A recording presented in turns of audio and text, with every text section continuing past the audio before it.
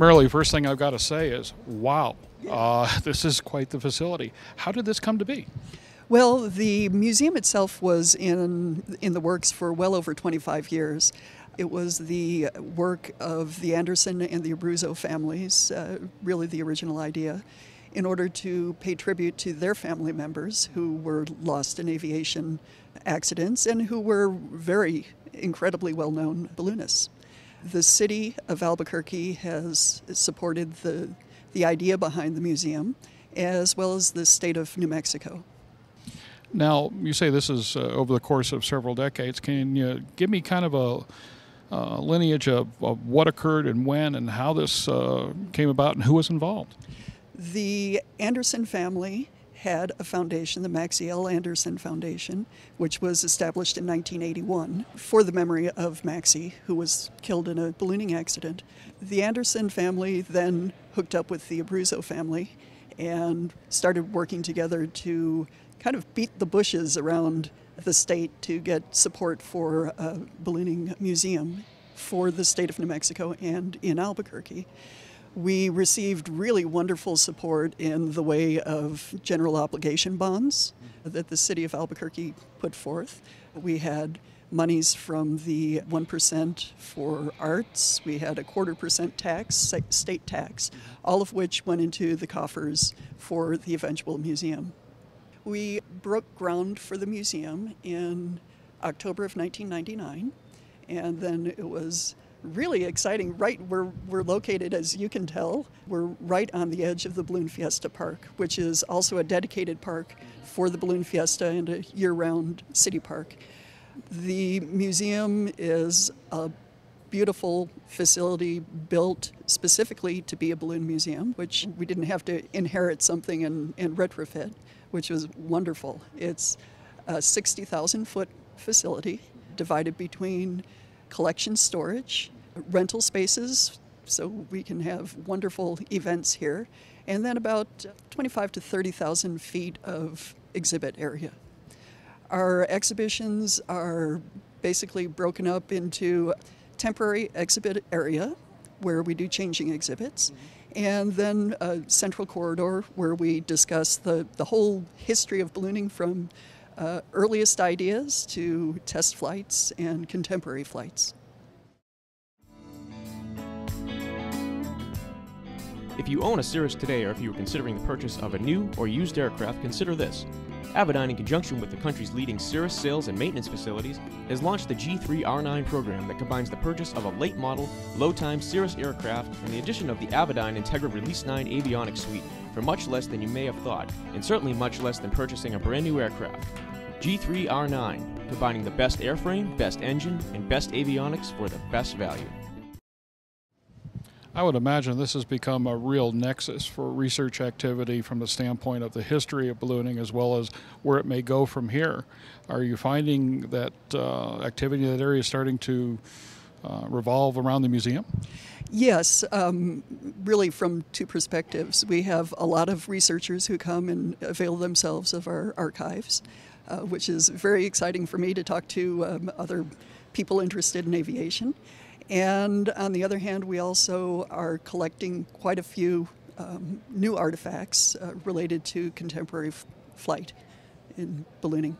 It's one of the things that people in aviation really don't tend to think about much, is that for most of us in fixed wing and rotor, we think aviation started in 1903, when in fact none of the kind. Aviation is far older than that, and of course it started with some really bizarre and at times inspired LTA experiments. That's right. And we have in one of our exhibitions, actually, you know, as a curator, I'm not supposed to have a favorite child, but my favorite artifact really is a letter written by someone who was at the flight of the first, not manned flight, but animal test flight. And we have this incredible letter that has a drawing of the balloon as it went up, and you can even see the little sheep in the basket below the balloon. And it's wonderful. We have everything from, actually, one of my artifacts is from 1720, showing fantasy of how gases might lift a person. So yeah, everything from 1720 up to, you know, the pins that we'll be collecting from this Balloon Fiesta. The museum as it stands now, for somebody who may be interested in visiting, first of all, let's talk a little bit about access and hours and how it's available to the public. Well, we're a city museum. We're open year-round, Tuesday through Sunday, 9 o'clock in the morning until 5 p.m. We have extended hours during Fiesta because we have so many people up and around early. The Balloon Museum is located just about 2 miles off of the Interstate 25, so it makes it very accessible. And we have a huge parking lot, which visitors don't have to pay for parking. So. Freedom through performance. At Cirrus, performance is not simply the measurement of a single design parameter. Rather, it's a total package. It's optimum balance of speed, efficiency, comfort, safety, ease of flight, and quality.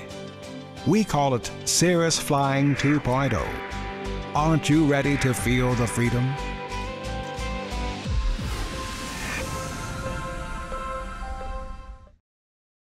The museum at this point in 2010 is 5 years old?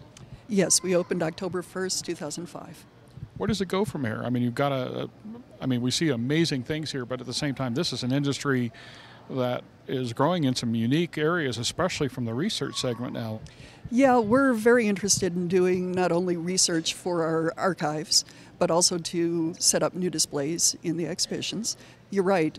Lighter than air, not only superpressure balloons, but also the airships are being used for everything from over the Amazon to beam cell phone reception down to otherwise areas that people wouldn't have telecommunications. And it's our intent to collect whatever we can. Sometimes that's a little bit difficult. There are other bigger and better known aviation museums around that beat us out sometimes. But we feel very fortunate that now that we're not so much the new kids on the block, people really are beginning to know what we do and the serious nature of our exhibitions and research. Things are coming to us. So, how many visitors a year might you host at a facility like this? Well, we're up to about 70,000 a year, a little bit more, which is really quite good for a new museum. Every year that we've been open, we've had greater and greater visitorship. As you mentioned to me previously when we were talking before the interview, that this really has nothing to do per se with the Fiesta outside of location. You're a city facility and something of a symbiotic relationship. That's right. We work very closely with Fiesta because we're both about balloons and we try to help each other. The week of Fiesta, of course, is one of our busiest for visitors, but we're here all year long, very well supported by the City of Albuquerque. And finally, for somebody who may be coming in to visit, what's the best way to visit the museum? Where do you start? What advice would you give for somebody who can visit the facility? How do you take this in? Well, the design is basically a central corridor which is historical, chronological in nature, and then the lateral parts of the museum are individual subject areas. We cover the role of balloons in wartime, the role of balloons in space and science research. We have a nice section on recreational ballooning. We also cover the entrepreneurs, the early entrepreneurs who, would jump off of balloons with parachutes and float back down to the ground. And then we have the gallery that we're in currently, our grand hall, is the epic flights. So we cover the around the world attempts, Atlantic crossing attempts, and Pacific attempts. That's really the core of the museum. And then we also have changing exhibitions so that every time either our local visitors or visitors from outside of New Mexico come, they'll always be able to find something new and different and interesting.